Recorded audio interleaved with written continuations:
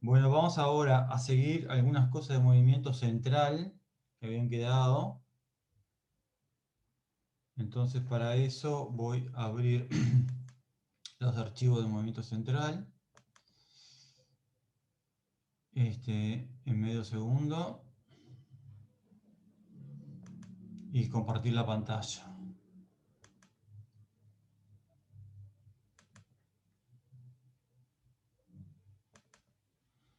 Entonces voy a movimiento central, empiezo por las cosas que ya vimos.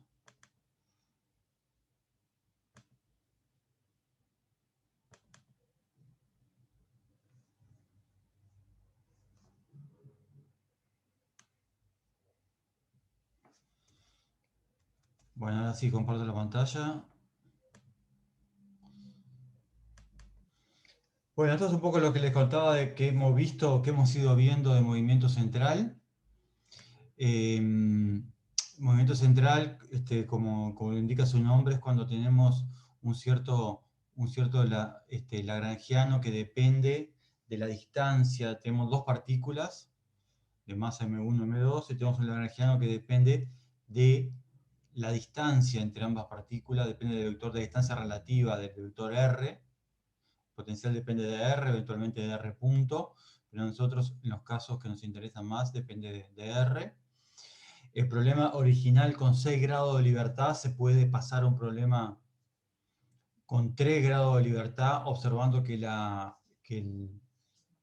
se puede descomponer como el movimiento alrededor del centro de masa más el movimiento alrededor del centro de masas, y que en el peor de los casos lo que puede pasar con el centro de masas es que se mueva con velocidad uniforme, y que las coordenadas del centro de masa son coordenadas ignorables, o sea que eso podemos separarlo del resto.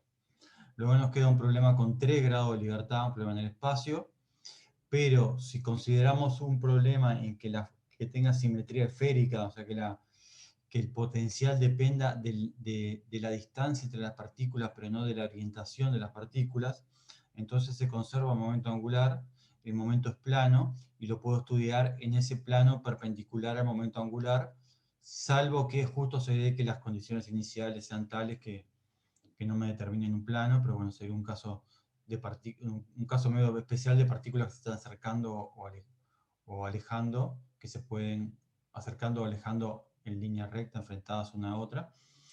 En ese caso se puede estudiar aparte sin mayor problema. Y en el caso general nos queda un problema plano, un problema con 2 grados de libertad. Ese problema con 2 grados de libertad tiene dos cantidades, dos constantes de movimiento de entrada, que son la energía mecánica, más la energía mecánica y el módulo de momento angular. O sea que me quedan un problema con 2 grados de libertad, con dos cantidades de movimiento, es un problema integrable, y se puede resolver o implícitamente o dejarlo planteado según la forma de potencial, o en el caso del potencial gravitatorio se puede resolver completamente. Ahí hay un cambio de variable que es medio mágico, que es U igual 1 sobre R, y eso simplifica enormemente el problema. Entonces, en el caso del problema de Kepler, o sea, el problema de la fuerza gravitatoria, ahí se puede resolver exactamente el problema, y se encuentran, las soluciones son las cónicas, que van desde la circunferencia, la elipse, la parábola y la hipérbola, según las relaciones que haya entre la energía y el momento angular y el resto de variables. El problema de Kepler tiene una cantidad adicional conservada, que es el vector de Runge-Laplace-Lenz, que me indica la dirección del perihelio. Que eso se da en el problema, exclusivamente en el problema de Kepler, que tengo este vector que se conserva, está la expresión por acá el vector A, que es una constante, que es el vector de Runge-Laplace-Lenz.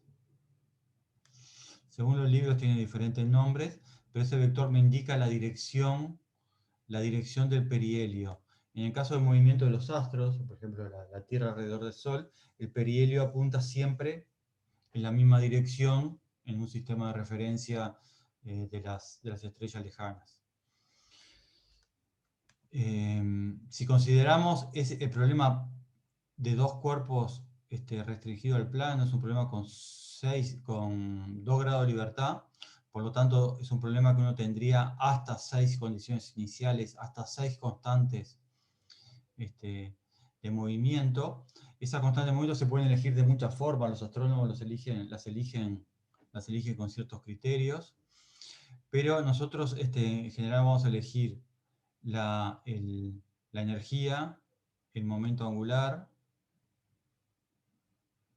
el momento angular y la dirección del perihelio, que sería y después hay otra constante que está relacionada con el tiempo, con lo que los astrónomos llaman el tiempo de pasaje del perihelio, que es una de las constantes, tiene que depender del tiempo, para poder fijar las leyes horarias, para poder decir cuándo el astro pasó por algún punto determinado, para poder determinar las leyes horarias.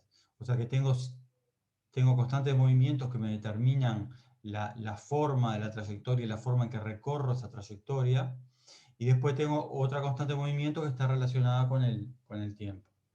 Según si yo lo considero, acá lo hice para un problema con 3 grados de libertad y estudié las constantes, por eso hablo de 5 constantes de movimiento, más el tiempo de pasaje por el perihelio. Me quedaron un par de cosas de esto, del movimiento central. Una es la estabilidad de las órbitas circulares. Quiero mencionar alguna cosita.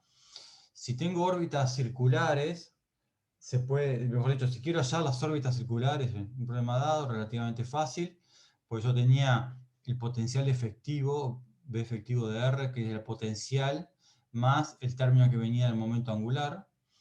Entonces, si yo quiero imponer que la órbita sea, o sea, quiero buscar órbitas circulares, entonces busco B' efectivo de R0 igual 0. O sea, busco que tenga que el potencial efectivo tenga un extremo en un cierto valor R0, y eso me da las condiciones para las órbitas circulares. Las órbitas circulares pueden pasar dos cosas, pueden pasar que sean estables o que sean inestables. Y eso va a depender de la derivada segunda del potencial, esencialmente, pues va a depender de la forma que tiene el potencial, si tiene concavidad positiva, si el potencial efectivo tiene concavidad positiva o concavidad negativa. Esto se puede expresar en función de la fuerza. Si la fuerza es menos la derivada del potencial, entonces la condición para órbitas circulares puedo ponerlo como la fuerza F de R0 es igual a menos L cuadrado sobre MR0 cubo. O sea que la fuerza es igual, la fuerza compensa el término que viene del momento angular. En el caso, y bueno, la energía se puede calcular fácilmente así. La estabilidad de las órbitas circulares, un poco lo que le decía antes, la concavidad de potencial efectivo tiene que ser positivo, tiene que ser mayor que 0. Esto lo puedo expresar en función de la fuerza. Entonces calculo la derivada, me queda la derivada de F con respecto a R evaluado en R0 más 3L cuadrado sobre MR0 a la cuarta tiene que ser mayor que 0, pero F de R0 ya lo calculé, entonces puedo sustituir la expresión para F de R0 y me queda una expresión que involucra F, la derivada de F y F directamente, evaluado en R0. Si la fuerza es una fuerza potencial, que son las fuerzas como más naturales de encontrar, entonces si F es menos K sobre R a la N más 1, generalmente se escribe de esta forma, entonces se puede encontrar la condición de estabilidad fácilmente sustituyendo esto, calculando la derivada. Sustituyendo me queda que N tiene que ser menor que 2 para que las órbitas sean estables. Por ejemplo, si tengo el caso gravitatorio que correspondería para N igual 1, me queda una fuerza estable. Si N fuera mayor que 2, si fuera 2 mayor que 2, en todo caso me quedan órbitas inestables. Sobre esto quiero agregar también, quiero mencionarles que hay quiero mencionarles algo sobre órbitas, la diferencia entre órbitas cerradas y órbitas acotadas. ¿Tá? Una órbita acotada, bueno, este dibujito me quedó horrible. Esta órbita acotada, la órbita se mueve en medio de este anillo, pero nunca se cierra. Es decir, uno tiene como una oscilación en sentido radial y una oscilación angular. Entonces voy recorriendo y voy formando esta especie de flor, pero si los periodos o las frecuencias son inconmensurables, o sea que es una relación no entera entre las frecuencias, esta órbita nunca se cierra. Entonces puede pasar que tenga algunas órbitas acotadas, unas órbitas cerradas, perdón, unas órbitas acotadas pero no cerradas. En cambio, por otro lado, puedo tener órbitas que estén cerradas, pero sí que estén acotadas. El problema de Kepler, como ya vimos antes, como la dirección del perihelio, que sería la dirección de este punto de acá, se conserva, es una constante de movimiento, entonces las órbitas son cerradas y acotadas.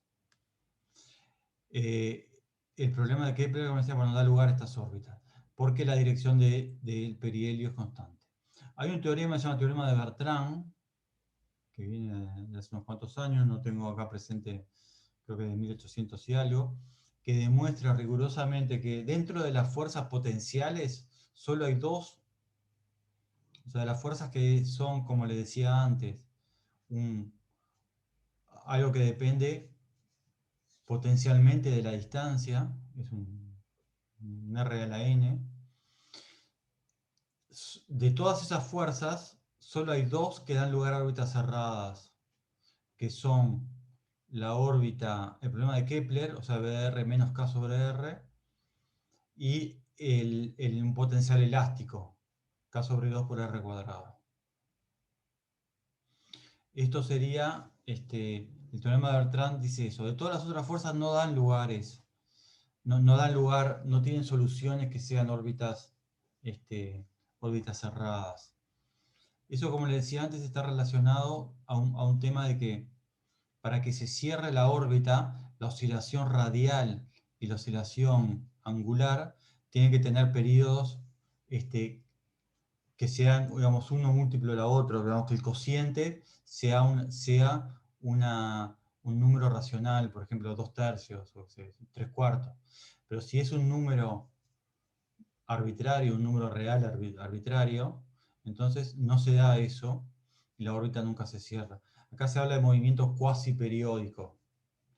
O sea que uno tiene digamos, una primera clase de movimiento que sería movimiento periódico, y después tiene movimientos cuasi periódicos, que movimientos cuasi periódicos son movimientos en los cuales en cada una de las coordenadas el movimiento es periódico, pero globalmente el sistema nunca llega a la misma condición inicial, porque hay una relación inconmensurable entre las frecuencias en cada una de estos movimientos periódicos. Bueno, ¿alguna pregunta?